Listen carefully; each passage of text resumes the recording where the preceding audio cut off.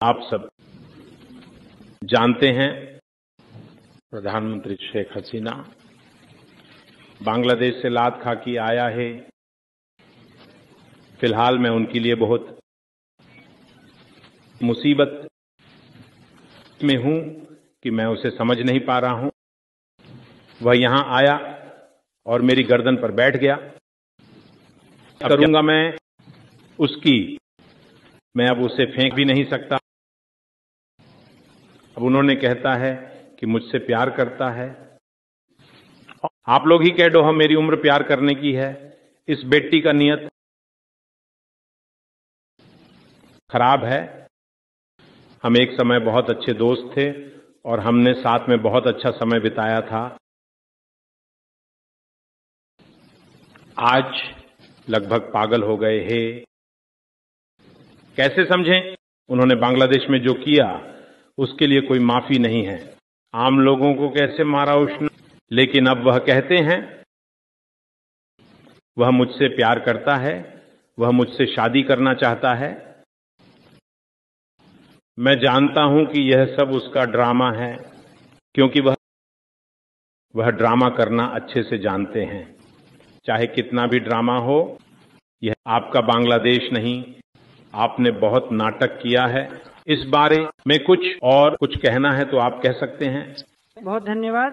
भारत के प्रधानमंत्री श्री नरेंद्र मोदी, मैं जानता हूं कि मैंने तुम्हें बहुत परेशान किया है, लेकिन मेरे पास आपके अलावा कोई विकल्प नहीं है।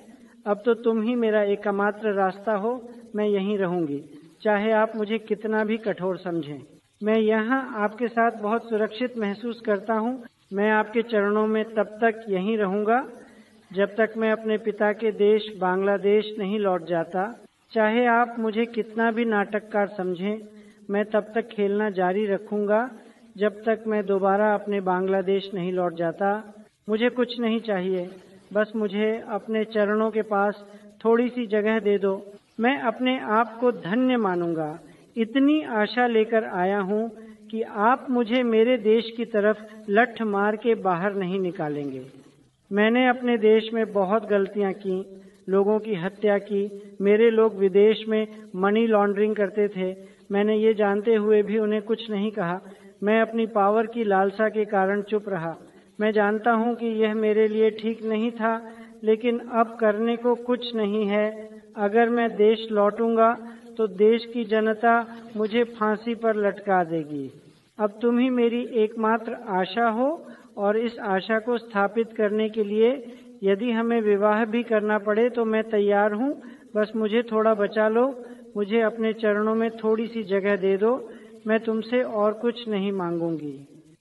लेकिन अगर मैं फिर से एक बार बांग्लादेश लौट सकता हूँ तो मैं आपका कर्ज कभी नहीं भूलूंगा, और जिन्हें मैं इस रास्ते पर पहुँचाया और जिनके लिए मुझे आज आपके चरणों में रहना पड़ा है, उन्हें नहीं छोड़ूंगा। मैं एक एक करके पकड़ूंगा और मार डालूंगा। वह देश मेरे पिता का देश है। ये शेख हसीना का वादा है